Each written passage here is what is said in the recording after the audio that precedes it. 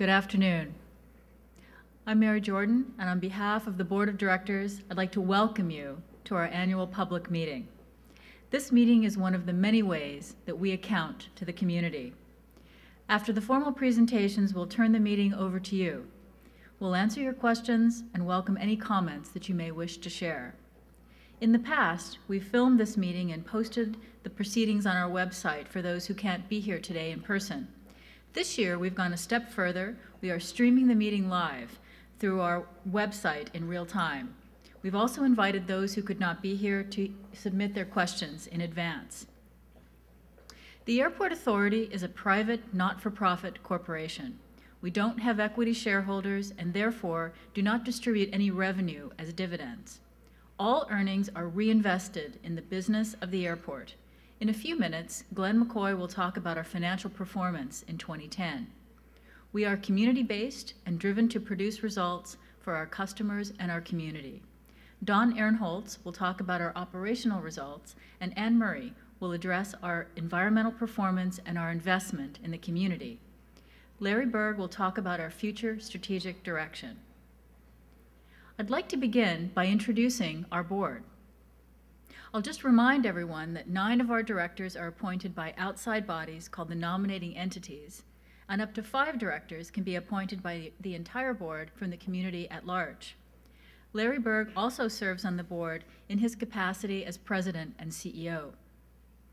In addition to Larry, my fellow directors are Brian Bentz, appointee of the Institute of Chartered Accountants of BC. George Cadman is one of the nominees of the Government of Canada and was recently reappointed to another 3-year term. Peter Dillon, the nominee of the City of Richmond. Rusty Gopel is chosen from the community at large. Graydon Hayward is the nominee of the Vancouver Board of Trade. Carol Kerfoot is appointed by the Law Society. Wilson Parasuk is appointed by Metro Vancouver and was recently reappointed to another 3-year term.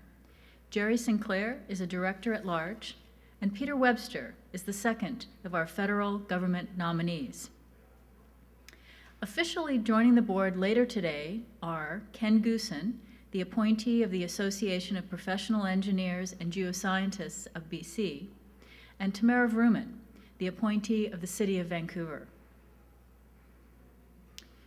Retiring from our board of directors at the end of this meeting are 4 directors who have served YVR with wisdom and distinction.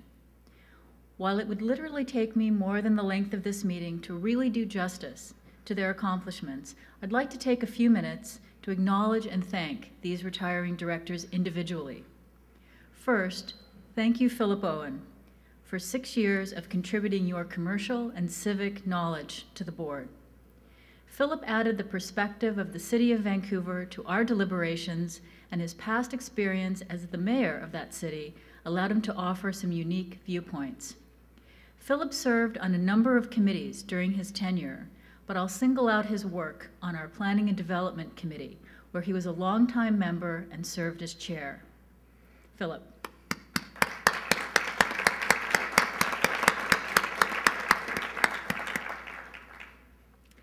Second, our thanks to a man whose generous nature and business skills are legendary among airline and airport people alike, and who has made our board better with his presence for 11 years, Rhys Eaton. Rhys added valuable airline insights to our discussions and also served on several committees during his tenure. In his case, I will single out his chairmanship of the Finance and Audit Committee. Rhys was a member of that committee for all 11 of his years on the board, and his leadership and expertise were appreciated by all.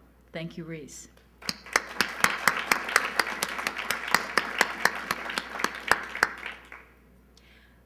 Third, we wish to acknowledge one of the founding directors of the authority.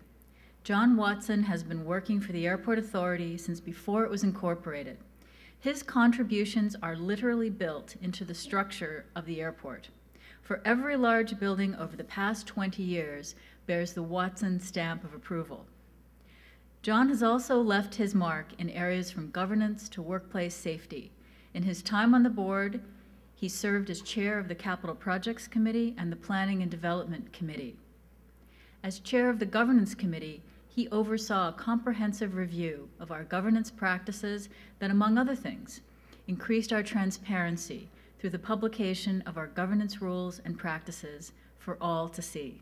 Thanks, John.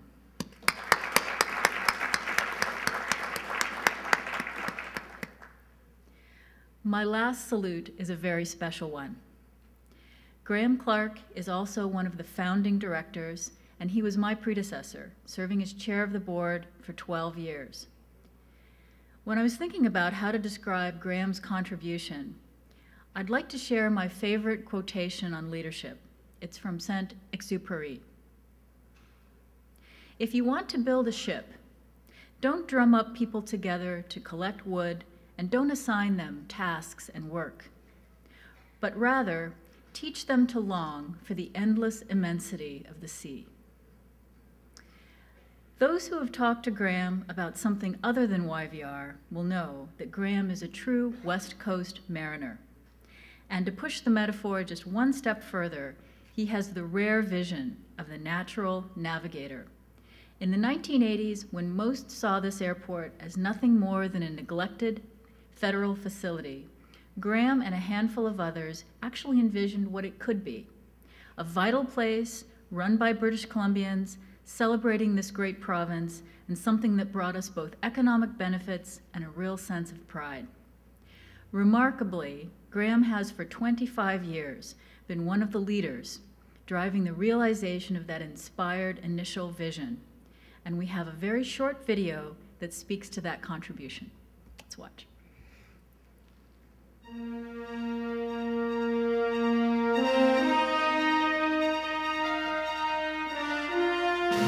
There is no place on earth more beautiful than British Columbia, and there's no better place to live. And no place celebrates the beauty and the life here better than Vancouver International Airport. YVR today is the realization of a vision that began 25 years ago with Graham Clark and a cohort of business and community leaders. What they envisioned is an airport with a sense of place and a spirit of adventure that both locals and visitors can enjoy. Oh, it's wonderful. Just wonderful. Beautiful airport. I believe that the airport is also a place which I would call ambassador of our province. Shows who we are, how we work here, shows that we are friendly, that we welcome whole world here. I think it's great. It's, we travel a bit, going to a bunch of different Apple conventions, and we're always proud to bring people back to this airport because it's, I think it's one of the flagships of all airports we've been in. So quite often I look to see the expressions on friends' faces and families' faces when they come through areas. And every time they're kind of in awe. Very quiet as well. What do you like about it? The quietness. On our way here this morning, we were talking about the SkyTrain, and a lot of people poo-pooed that when it was happening. But I'm thinking now, what a good idea that was. We came today because we haven't been to the airport for about 9 years, and we've always wanted to come out here and just see the changes that have happened over the last years, and we are really happily surprised.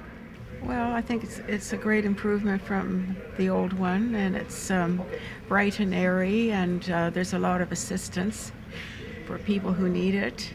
I especially like when you come in, the motifs that remind you of British Columbia, the tinkling water and the canoes and the forest landscape. The colors, the everything, like everything. Look at the scheme. Look around you. Everything is bright. Look at the turquoise. It's wonderful. And the artifacts that they have up. Everything. The wood. Everything. Everything's beautiful. The water. I'm trying to remember when I come back. Right? If you could talk to the people with the vision, what would you say? Great vision. Thank you. You've done a great job. I'd say you've done a fantastic job. This is, out of any of the airports we've ever been to, I think by far it's the best. I would say thank God for people like Graham Clark, because otherwise we would still have maybe that dreary airport we used to have. You've done a great job. Job well done. Your vision was so great for the future of Vancouver and the west coast of Canada. You couldn't have done it better.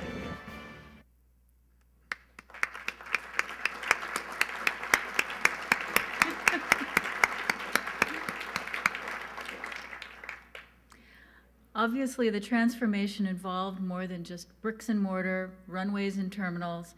It involved building a new team, a new corporation, and imbuing the whole community with a new approach. While Graham is associated with all the buildings here at YVR, there is one area that seems particularly symbolic of Graham's contribution, the Link Building. It connects both the refurbished domestic terminal and the international terminal.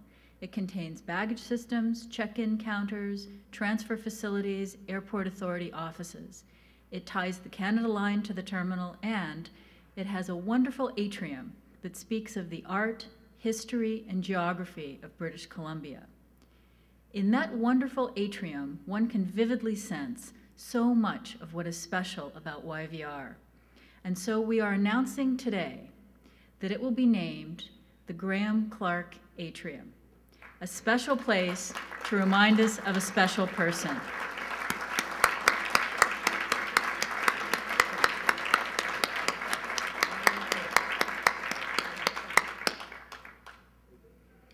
I'm also pleased to say Graham will remain chair of our subsidiary, YVR Airport Services, known as YVR AS. YVR and Citibank Infrastructure each own 50% of this company. A quick update on YVR AS. Last year, YVR AS acquired a 65% ownership in 3 UK airports: Liverpool John Lennon Airport, Doncaster Robin Hood Airport, and Durham Tees Valley Airport. YVR AS is involved in the operation and management of 19 airports in Canada, the Caribbean, Latin America, and Europe. One of my official jobs today is to formally present our 2010 Annual and Sustainability Report. A suggestion made at this meeting a few years ago was that we post the report, including our financial statements, on our corporate website ahead of the meeting. We've done just that ever since. This year, it went up on the website on April 28th. We have copies of the summary brochure here, and the full report can be found on our corporate website, yvr.ca. I'll just mention that for anyone who would prefer a printed version of the full report, it can be downloaded from our website in a printable format, or if you leave your name or give us a call, we will print and mail one for you. We welcome your feedback on the annual report as we try to continually improve our reporting to you. I'd also like to note that in July of this year, YVR will celebrate its 80th birthday. Be on the watch for some exciting community events to mark the occasion. Since that opening day in 1931, YVR has grown from an airport with just over 530 passengers in its first year to a major international airport that served 16.8 million passengers in 2010. Today, YVR is an airport with an international reputation for excellent service. For the second year in a row, YVR was named the best airport in North America in the annual Skytrax survey, the results of which are based on survey questionnaires completed by over 11 million airline passengers. Credit for this award, of course, belongs not just to the Airport Authority, but to all of our business partners and their employees, the entire airport community.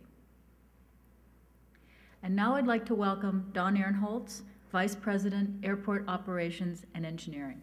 Don.